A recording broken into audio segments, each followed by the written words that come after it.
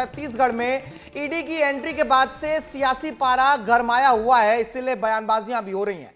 एक तरफ भूपेश बघेल के बेटे को ईडी ने समन भेजा हुआ है, वहीं दूसरी ओर भूपेश बघेल समन मिलने से इनकार कर रहे हैं, कह रहे हैं कि उन्हें ईडी की तरफ से कोई नोटिस ही नहीं आया। ऐसे में आज चैतन्य को ईडी के सामने पेश होना था, पर चैतन्य बघेल आज ईडी के सामने पेश नहीं हुए। पूर्व सीएम भूपेश बघेल ने इसका खंडन जरूर कर दिया है और ईडी की कार्रवाई को हाइप बताने वाला करार दिया, यानी कि मीडिया में ईडी हाइप क्रिएट करती है, ये कहा है भूपेश बघेल ने। पूरे मामले से जुड़ी आज दिन भर की सियासी हलचल कैसे रही छत्तीसगढ़ में, इस रिपोर्ट में देखिए।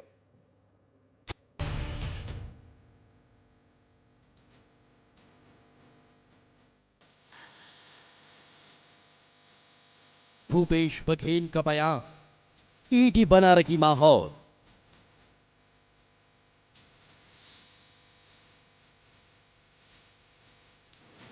छत्तीसगढ़ के पूर्व मुख्यमंत्री भूपेश बघेल ने ईडी की कार्रवाई पर आज बड़ी प्रतिक्रिया दी। पूर्व मुख्यमंत्री भूपेश बघेल ने कहा कि उन्हें या उनके बेटे चैतन्य बघेल को कोई नोटिस नहीं दिया गया, इसलिए ईडी के सामने पेश होने का कोई सवाल ही नहीं उठता। पूर्व सीएम भूपेश बघेल ने यह भी कहा कि अगर कोई नोटिस आएगा तो जरूर जाएंगे।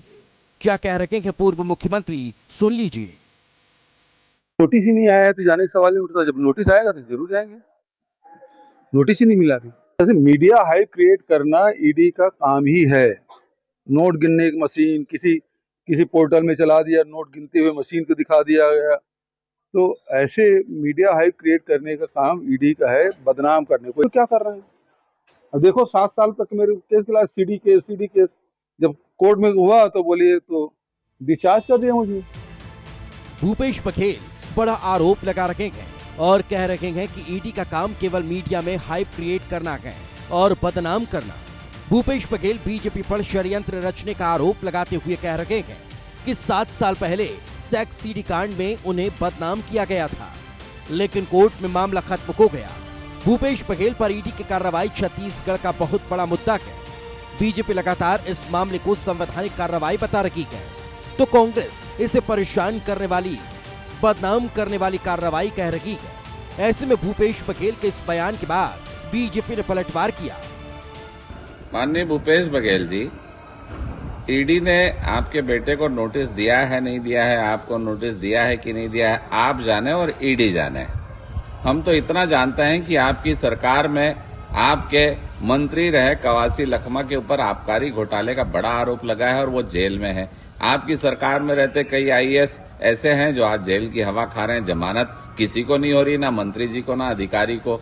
तो कहीं ना कहीं वो मंत्रिमंडल के मुखिया आप थे।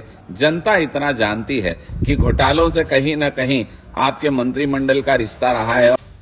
10 मार्च को ईडी ने छत्तीसगढ़ के पूर्व मुख्यमंत्री भूपेश बघेल के भिलाई 3 स्थित निवास पर रेड की थी। यह कार्रवाई छत्तीसगढ़ के चर्चित शराब घोटाले को लेकर हुई थी, जिसमें 2161 करोड़ रुपए के घोटाले की जांच ईडी कर रही है। ईडी ने पूर्व मुख्यमंत्री भूपेश बघेल और उनके करीबियों समेत 14 ठिकानों पर रेड की थी। इस मामले को लेकर कांग्रेस कार्यकर्ताओं ने खूब हंगामा किया और ईडी की टीम को घेर लिया था, जिसमें पुलिस ने कई कार्यकर्ताओं के खिलाफ एफआईआर दर्ज की है। भूपेश बघेल के घर हुई कार्रवाई के बाद कहा जा रहा है कि चैतन्य बघेल ईडी के सामने पेश होंगे, लेकिन भूपेश बघेल के बयान के बाद मामला बीच में फंस गया। सूत्रों के अनुसार कि 5 दिन बाद चैतन्य को ईडी के अधिकारी रायपुर ईडी दफ्तर बुलाए थे और वहां पेश होना था, लेकिन उससे पहले भूपेश बघेल एक बड़ा बयान दिए। भूपेश बघेल का कहना है कि ईडी की तरफ से कोई नोटिस ही नहीं आया तो वह दफ्तर क्यों जाएंगे, नोटिस आएगा तो हम जाएंगे, उसका जवाब देंगे। लेकिन ये बड़ी बात है। लेकिन आज देखना है कि क्या चैतन्य बघेल ईडी दफ्तर पहुंचते हैं या नहीं पहुंचते हैं। अगर पहुंचते हैं तो ईडी के अधिकारी उनसे किस तरह का पूछताछ करते हैं, क्योंकि पूर्व मुख्यमंत्री भूपेश बघेल के यही घर है। यहाँ पर ईडी की टीम पहुंची थी और यहाँ पर कुछ पेन ड्राइव और 33 लाख रुपए नगद मिले थे, जिसे गिनने के लिए नोट गिनने की मशीन मंगाया गया था। तो पूर्व मुख्यमंत्री भूपेश बघेल के इस बयान से अब छत्तीसगढ़ की राजनीति में फिर एक नया मोड़ आ गया और सवाल यह है कि क्या चैतन्य बघेल ईडी के सामने पेश होंगे या नहीं।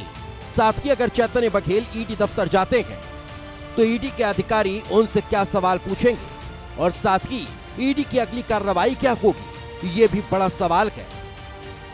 विस्तार न्यूज के लिए दिलीप शर्मा की रिपोर्ट। देखिए, ईडी का शिकंजा जब भी कभी किसी राजनेता के ऊपर पड़ता है तो तमाम राजनेता यही बयान देते नजर आते हैं कि ईडी हाइप क्रिएट कर रही है, चुनावी षड्यंत्र के तरह, राजनीतिक षड्यंत्र के तहत उनको फंसाने की कोशिश होती है। लेकिन बार बार ईडी सबूत पेश भी करती है न्यायालय में और कई बार शिकंजा कसा भी जाता है उन राजनेताओं के ऊपर। हालांकि छत्तीसगढ़ में यह मुद्दा बहुत आगे तक जाने वाला है।